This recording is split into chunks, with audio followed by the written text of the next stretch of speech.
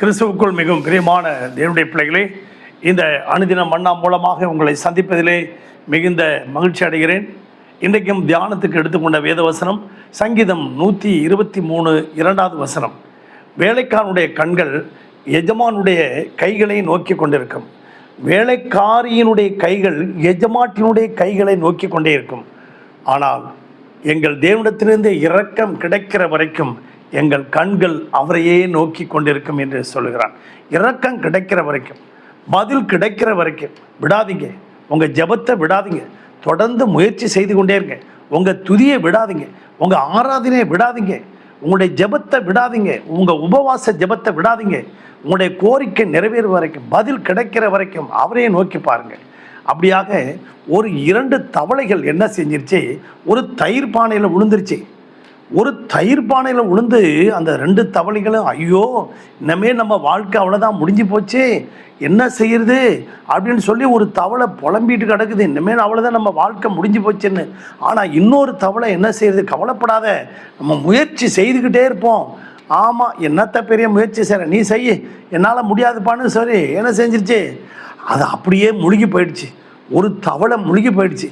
ஆனால் இன்னொரு தவளை படக்குன்னு கையை 2 அடித்து என்ன செஞ்சிருச்சுன்னா, அப்படியே அந்த வெண்ணெய் திரண்டு வந்துச்சு பாருங்க. மேலே வெண்ணெய் திரண்டு வந்தோடனே அது மேலே வந்து தவளை வெளியில் வந்துருச்சு பாருங்க.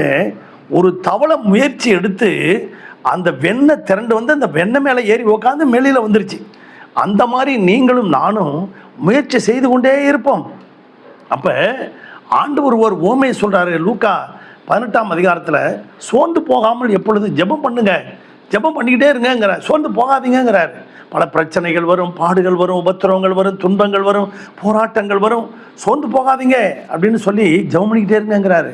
அப்போ ஒரு விதவை என்ன செஞ்சிச்சு, ஒரு இரக்கமற்ற நியாயாதிபதி. நம்முடைய ஆண்டவர் இரக்கம் உள்ளவர், இரக்கம் கிடைக்கிற வரைக்கும் அவர்கிட்ட கேட்கணும். இங்கே இரக்கமற்ற நியாயாதிபதிகிட்ட ஒரு விதவை போகிறான். போய் என்ன செய்கிறான்னா, எனக்கும் என் எதிராளிக்கும் இருக்கிற பிரச்சனையை தீர்த்து வைங்க ஐயா அப்படிங்கிறா. போனோன்னே அவனுக்கு மனசு இல்லாமல் இருக்குது. ஆனாலும் அவனை போய் அடிக்கடி தொல்லை பண்ணிக்கிட்டே இருக்கான்னு பைபிளில் போட்டிருக்கு. அடிக்கடி தொல்லை பண்ணிக்கிட்டு இருக்கான். அப்புறம் அடிக்கடி அவரை போய் அந்த இரக்கமற்ற நியாயாதிபதியை அலட்டி கொண்டு இருக்கிறான். தொல்லை பண்ணுறா, அலட்டிக்கிட்டு இருக்கான். அடிக்கடி அவன் வீட்டுக்கு போய்கிட்டே இருக்கிறான். தொடர்ந்து அந்த நியாயம் கிடைக்கிற வரைக்கும் போய்கிட்டே இருக்கிறான். அப்போ அவனுக்கு ஒரு காலகட்டத்தில் மனசு இறங்கி அந்த இரக்கமற்ற நியாயாதிபதிக்கே இறக்கம் வந்து அந்த அம்மாவுக்கு அந்த பதில் கொடுத்துட்டான். ஆனால் அந்த இடத்துல ஆண்டவர் சொல்கிறாரு, என்ன சொல்கிறாருன்னா, இந்த அம்மாவே இப்படி இரக்கமற்ற நியாயாதிபதிக்கிட்ட போய் இப்படி அடிக்கடி போய் தொல்லை கொடுத்து தொந்தரவு பண்ணி பதிலை வாங்கிடுச்சுன்னா, இரவும் பகலும் தம்மால் தெரிந்து கொள்ளப்பட்ட பிள்ளைகளுடைய விஷயத்தில் அவர் நீடிய பொறுமை உள்ளவராய் இருந்து அவர் நியாயம் செய்யாமல் இருப்பாரோ? இரவும் பகலும் தம்மை நோக்கி கூப்பிடுகிற பிள்ளைகளுக்கு, இரவும் பகலும் தம்மை நோக்கி கூப்பிடுகிற பிள்ளைகளுக்கு அவர் நியாயம் செய்யாமல் இருப்பாரோ? சொல்லிட்டு சொல்கிறாரு, சீக்கிரத்திலே அவர் நியாயம் செய்வார். இன்றைக்கு இந்த சத்தியத்தை கேட்டுக்கொண்டிருக்க நீங்கள் சீக்கிரத்தில் உங்களுக்கு பதில் கிடைக்கும். சீக்கிரத்தில் உங்களுடைய கோரிக்கைகள், சீக்கிரத்தில் உங்களுடைய விண்ணப்பம், சீக்கிரத்தில் உங்களுடைய ஜெபத்துக்கு பதில் கிடைப்பீங்க. நீங்கள் சந்தோஷமாக இருப்பீங்க. நீங்கள் வேண்டிக் கொள்கிற காரியம் எதுவோ அதை பரலோகத்தில் இருக்கிற தேவன் கேட்டு அது உங்களுக்கு அருளி செய்வார். உங்களுக்காக ஜெபிக்கட்டுமா? பரலோக பிதாவை, இந்த சத்தத்தை கேட்டுக்கொண்டிருக்க ஒவ்வொரு பிள்ளைகளையும் ஆசீர்வதிக்க முடியாது ஜெபிக்கிறோம். இரக்கம் கிடைக்கிற வரைக்கும் நாங்கள் உண்மையே நோக்கி கொண்டிருப்போம் ஆண்டவரே. பதில் கிடைக்கிற வரைக்கும் உண்மையை நோக்கி கொண்டிருப்போம். நீங்கள் இரக்கமுள்ள தெய்வம் அல்லவா ஆண்டவரை, உண்மை நோக்கி நாங்கள் பார்க்கிறோம்.